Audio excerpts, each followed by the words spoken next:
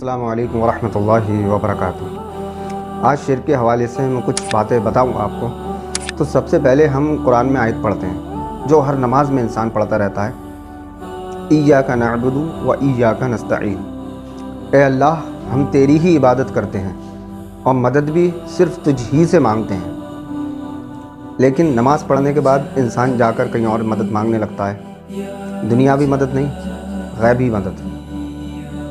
तो लोगों को कैसे समझ में आएगा? क्यों?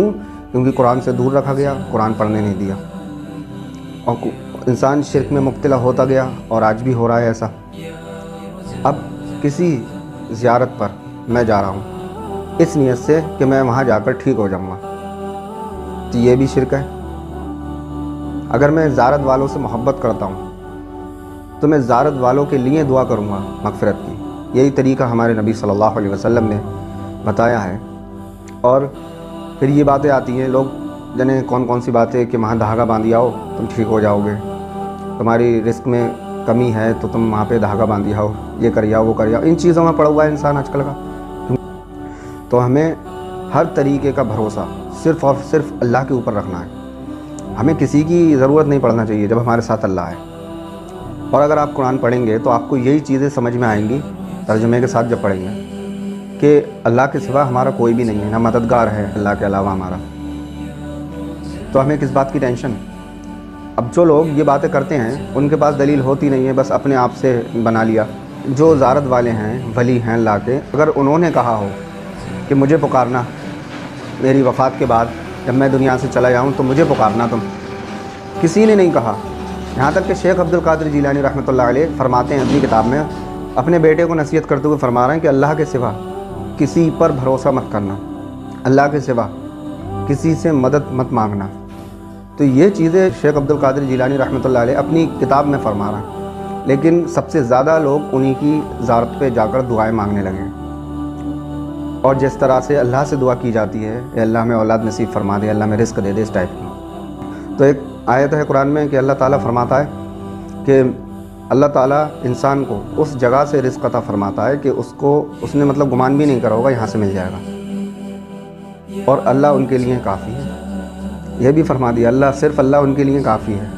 बेशक अल्लाह पूरी दुनिया का बादशाह है, अल्लाह ही काफ़ी है। पूरी दुनिया मुझसे खफा हो जाए, सिर्फ अल्लाह ना हो, मैं ज़िंदगी अच्छे से गुजार लूँगा।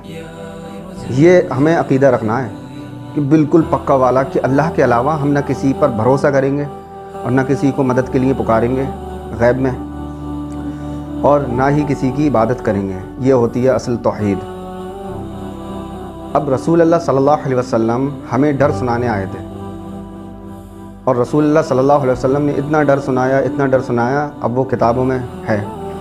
और किताबें मौलाना लोग पढ़ने नहीं देते हैं, कहते हैं आप भटक जाएंगे कुरान हदीस अपने आप पढ़ने से।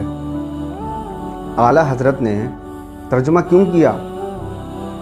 उन लोगों के लिए जिनको अरबी आती थी, या उन लोगों के लिए जिनको अरबी नहीं आती है? तो आला हज़रत उस्ताद हो गए इंसान के, उन्होंने तर्जुमा करा, वो पढ़ लो, इंसान कोई भी इंसान पढ़ ले। तो ये लोग इसलिए रोकते हैं क्योंकि इंसान को फिर सब समझ में आ जाएगा कि क्या हो रहा है कुरान का तर्जुमा पढ़ने से, और हम क्या सही कर रहे हैं क्या गलत कर रहे हैं। खुद बताएं आप, कोई आपका गैर मुस्लिम है जो आप उसको इस्लाम की दावत देना चाहते हैं, तो आप कौन सी किताब देंगे उसे? कुरान। और कुरान पढ़ेगा वो तौहीद समझेगा, क्योंकि कुरान में ज़्यादातर तौहीद ही है, और नबियों के बारे में बताया गया है, और नबियों के बारे में भी तौहीद है कि नबियों ने तौहीद की दावत दी आगे को। रसूल अल्लाह सल्लल्लाहु अलैहि वसल्लम ने किसकी दावत दी? तौहीद की, कि अल्लाह को दिल से एक मानना है। दिल से एक मानने का मतलब ये नहीं है कि मैं अल्लाह को ही पुकार लेता हूँ और ज़ियारत वालों को ही पुकार लेता हूँ। दिल से मानने का मतलब ये नहीं है कि मैं अल्लाह से दुआ मांग कर शिफा मांगूंगा, या फिर किसी से कहीं पे भी जाके मुझे शिफा मिल जाएगी। इस तरीके से नहीं होता है, और ना ये दीन है। अगर कोई आपको ये कहे तो फिर आपको पता है वो क्या दलीलें देंगे। जैसे कुरान में आयते हैं कि अल्लाह ने रसूल अल्लाह सल्लल्लाहु अलैहि वसल्लम से मदद ली। रसूल अल्लाह सल्लल्लाहु अलैहि वसल्लम से मदद सहाबा इकराम ने और अहले बैत ने ली, और मौला अली से मदद ली रसूल अल्लाह सल्लल्लाहु अलैहि वसल्लम ने। इन बातों को, ये दुनियावी मदद थी, सामने मौजूद वाली मदद थी, ये कि इंसान हमारे सामने है, उससे मदद ले ली। अब अगर इनसे आप ये कहेंगे कि किसी सहाबा के दौर में किसी ने रसूल अल्लाह सल्लल्लाहु अलैहि वसल्लम की ज़ियारत पर जाकर दुआएं मांगी थी, तो इन्हें जवाब नहीं होगा, इनके पास कुछ होगा ही नहीं। सहाबा इकराम को रसूल अल्लाह सल्लल्लाहु अलैहि वसल्लम اپنی تعلیمات دے کر گئے ہیں۔ صحابہ اکرام یہ والے کام نہیں کرتے تھے، کیونکہ رسول اللہ صلی اللہ علیہ وسلم کی تعلیمات میں یہ سب ہے ہی نہیں، تو کہاں سے کریں گے؟ امام حسین علیہ السلام نے اپنے نانا کی زیارت پر جا کر کبھی دعائیں کی؟ نہیں کی، کیونکہ امام حسین علیہ السلام کو معلوم تھا کہ اللہ کے علاوہ ہمیں کسی کو نہیں پکارنا ہے، کیونکہ رسول اللہ صلی اللہ علیہ وسلم اللہ کے نبی اور بندے ہیں، ان کا درجہ بہت بڑا ہے، لیکن پکارنا ہمیں اللہ کو ہی ہے۔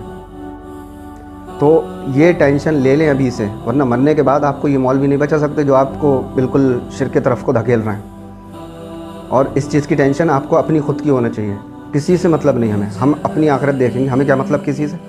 کوئی کچھ کرے تو میں دکھاؤں کہ محمد صلی اللہ علیہ وسلم کس کو شرک کہتے تھے کہ اللہ کے برابر کا ٹھہرا دیا مجھے، تو وہ حدیث بھی میں آپ کو بتاؤں گا۔ تو اگر آپ ٹینشن لینا چاہتے ہیں، اگر آپ کو کوئی پرواہ ہے اپنی آخرت کی، تو آپ قرآن کا ترجمہ پڑھنا سٹارٹ کر دیں آج ہی سے، تو آپ کو سب پتہ چل جائے گا کیا کھیل چل رہا ہے اس وقت۔ اور اگر آپ اپنے گھر والوں سے محبت کرتے ہیں، اپنے ماں باپ سے، اپنی بہن بھائیوں سے، تو اگر وہ شرک میں مبتلا ہیں تو انہیں ابھی سے سمجھا دیں، کچھ نہیں پتہ کیا ہونا ہے، یہ اللہ کے علاوہ کسی اور کو پکار رہے ہیں، یہ تو کھلا شرک ہے۔ رسول اللہ صلی اللہ علیہ وسلم کی ایک حدیث بتاتا ہوں کہ رسول اللہ صلی اللہ علیہ وسلم نے فرمایا، جس شخص کے ساتھ اللہ تعالیٰ بھلائی کا ارادہ کرتا ہے اس کو دین کی سمجھ دیتا ہے۔ اب قرآن میں تو آیت یہ ہے کہ اللہ تعالیٰ تو یہ قرآن میں فرما رہا ہے کہ اور جن جن لوگوں کو یہ اللہ کے سوا پکارتے ہیں وہ کوئی بھی چیز پیدا نہیں کر سکتے، اور وہ خود پیدا کیے گئے ہوئے ہیں۔ اب خود سوچ لیں کہ اللہ کے سوا کوئی ہے جو دنیا میں پیدا نہیں ہوا ہو، اللہ نے نہیں بنایا ہو اسے، کوئی ہے؟ اگر ہے تو آپ اسے پکار لیں، اللہ کے علاوہ کوئی ہے ہی نہیں۔